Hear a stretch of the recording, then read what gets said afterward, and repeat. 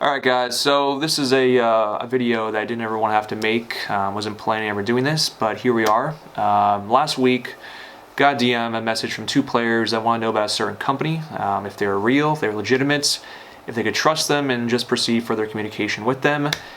And after reading what these players were pitched by this company, it just kind of blew my mind. So I want to share with you guys just what has happened the past week and how to avoid this in the future if you are trying to sign with an agency. So after reading what these players were pitched, getting about halfway through the message, my heart dropped. It said, get every single college email in the country for $50.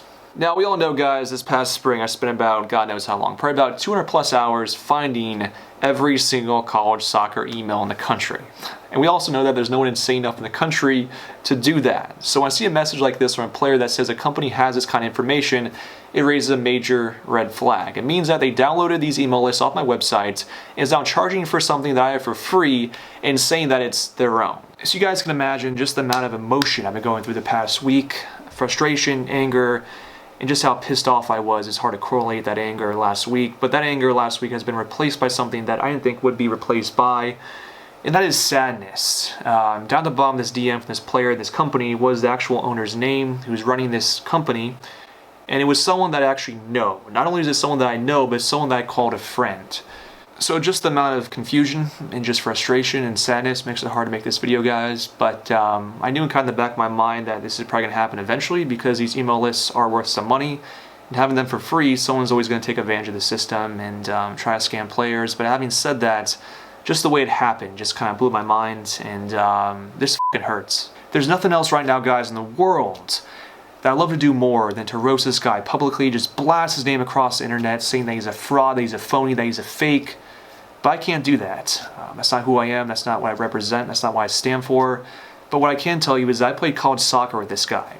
Made a vlog for this guy. He's the only player that I've actually individually filmed something for out of all the players I've actually played with while doing YouTube. He's the only player. So this guy meant a lot to me. He just burned everything in the span of just like 5 minutes over just making a quick buck. It takes 20 years to build a reputation, in 5 minutes to burn it.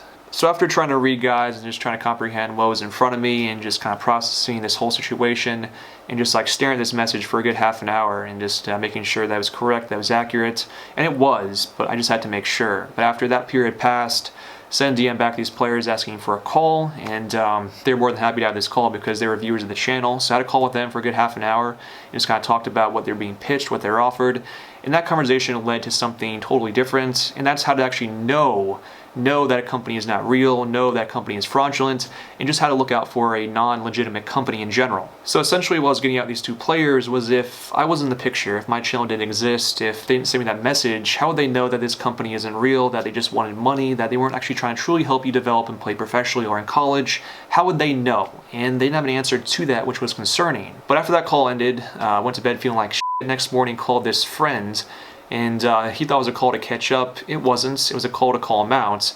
And he, of course, says that he had these emails for years, that I'm full of shit, denies everything. I say, nice knowing you, bro. See you in the next life. 5 minutes later, blocks me on Instagram. 10 minutes later, deletes his account. And then 5 minutes after that, deletes his website. So now he's thinking that he's in the clear, that's all deleted, all the facts and proof that I have against him are gone, vanished just like that.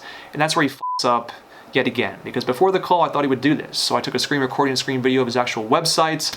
Absolute dummy. So what's going to happen now is I'm going to show you his website and just kind of show you the ins and outs of what I would do when it comes to if I was signing for an agency, and just how to spot the differences between a good company and a bad company. Alright, so looking at the website, guys, we can tell this person is not from the States. The theme is just so obnoxious, just so in your face. It just screams red, white, and blue. And no American in the right mind would do this to a website. So right away, for starters, first impressions, we can tell this person is not from the States.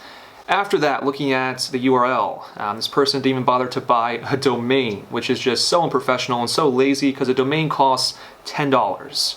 So you can tell right away this person just wants a quick buck because he didn't even bother to buy a domain. So as we scroll down here, this person has an S cut off there in that word, and then he has very just low quality resolution league logos, and then some big weird text there, which all signifies this person has no idea when it comes to building a website. So first page right away, we can tell this person has no idea how to build a website or really just start a company, because the website represents the company. And then scrolling down even farther to their services, the last one of course is my favorite. And then to the right, we have this guy's college day in the life video, which I made for him. So just a big kick in the face to me, unbelievable. But then scrolling down even farther, we can tell that this guy is from England because he's charging £10 for a call. So there's a hint right there who this guy is.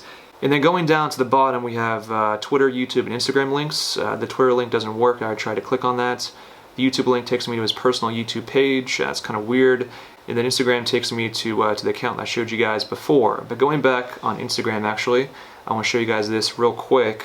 Alright, so going on to this guy's personal Instagram page, for some reason he didn't block me in this account. I don't know why, but more power to us. But going on to his photos, we can tell that he's buying likes on his photos. And he was doing the same exact thing for his personal page as he was doing for his company's page, First Pass USA. So if you guys don't know how to tell if someone's buying likes on their photos, just go into the likes, go into the profiles of the likes, and you guys can tell that these profiles are not real, they're bots. So it's a very easy way to tell if a company is real or not, is if they're buying likes on their photos. Now this is a case where it's pretty obvious, pretty clear that the company in question that we're talking about is not legitimate. But what happens when a company has a good website, has a good Instagram page, isn't buying likes? What happens then? So in the last video I talked about two companies I don't support what they're doing, and that is PSC and AX Soccer Tours. And every single company that's phony, that's not real, that's a scam, has its surface flaws. And it may take a week to find them, it may take a month to find them, but you will eventually find them if you do want to find them. So having said that, if you dig into PSC's website, they have a page that's dedicated to diss AX. And then after talking with the owner of AX, he says this about PSC. So who's right? I don't know. Frankly, I don't care. But having said that, they're just fighting over money, and that's the first red flag. Going on to AX's website first, clicking on their services, they first have player representation, and then their combine costs $500. And nobody in the right mind should be spending that kind of money for an open event, open combine, open tryout. That's just way too much money. An average player, a subpar player, should be paying between $100 and $150 for this kind of event, and they're wanting $500. So that's a major, major no-no from them. Next thing is going on to reviews, and I've never seen a more phony set of reviews than this company right here. But going on to page number 6, they have a 6-month gap of reviews, meaning that they are adding reviews manually. So they're choosing the best reviews and not selecting the ones that are not good. So looking at the reviews, they have 0 1- to 2-star reviews, they only have 1 3-star review, and they have 377 5-star reviews, which is absolutely bullshit. But let's just say, as an example, that this company is real, that the reviews are real, that they put the player first over themselves, that money is second. Let's just say that. In the past 3 years, they've had 10 players go pro. So yes, there is professional scouts there. If they didn't have that, it'd be really obvious this was a scam. But let's do the math real quickly. In the past 2 years, they've had at least 8 combines a year. So a total of 16 combines the past 2 years, an average at least 100 players per event. So times that by 16, in the past 2 years, they've had at least 1,600 players at their events. And just 10 went pro. So what's that mean? They have a 0.63% success rate. 0.63% success rate. Now let's see how much money they made in the past 730 days from combines alone. So 100 players at each combine times $500 equals $50,000 per combine. Times that by 8, you get $400,000. Times that by 2, you get $800,000 from combines alone in the past 2 years. Crazy. $500 for most of us is a lot of money. For the average player, $500 takes months to save up for. It takes months to achieve and get that money to pay for this kind of event. But what happens when you're not chosen, when you're not selected? You're in an even bigger hole, and you just have a 0.63% chance of going pro from this kind of event. Their chances of going pro are better if they go back to college.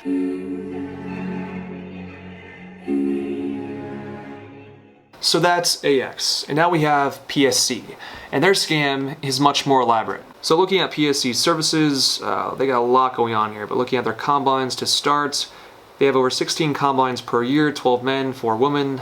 Each combine costs $359. It's fair to say that each combine has at least 60 players that will sign up, so 60 times 359 equals 21,450 times 18 equals $387,720 gross per year from combines alone. But we're just getting started with PSE because their scam is much better than AX. The only way that AX makes more money off you is if you attend another combine, and there's no one in the right mind that would spend another $500 on top of the $500 they just spent to attend the same combine. Like, it's just not logical. So after that first payment to AX, they make no more money off you. But what PSC does is have a no denial kind of business model, meaning that after the combine, everyone gets offered something. So PSC knows that they can make thousands of more dollars on the back end of their services when the combine concludes, and this player just goes home thinking that his opportunity to play in Europe is done. Actually, it's not, because all these players that are denied with the pro trial are sent this kind of email after the combine ends, and this is their European showcase for $3,400. And surprisingly enough, players actually sign up for this kind of event. And then for the players at the bottom of the totem pole, they have their in-residence place in Europe, where I'm not sure the price is exactly, but I heard it's between $2,000 to $3,000 per month. But I would say PSE makes between $1.2 million and $1.5 million per year. That's a conservative number. I would say they make a lot more than that, but that's just an estimate, guys. There's no proof regarding how much they make. They could make more, could make less, who knows? But this is just a personal opinion regarding these two companies. But that's going to wrap up the video today, guys, and this topic as a whole. We could sit here and talk about this subject for just hours on end and not cover all the main talking points, but I feel like after talking for a good 10 minutes, you guys got the gist of what I was trying to say and just kind of express and get off my chest and just who to trust and who not to trust. But if there's a point to this video, if there's just a moral of the story, if there's a last hurrah to this video, it's this right here. If anyone's going to mess with the football community, I mean anyone at all, it's up to one of us to decide to go to extraordinary lengths to bring that person or persons to justice. If you mess with one of us, you mess with all of us.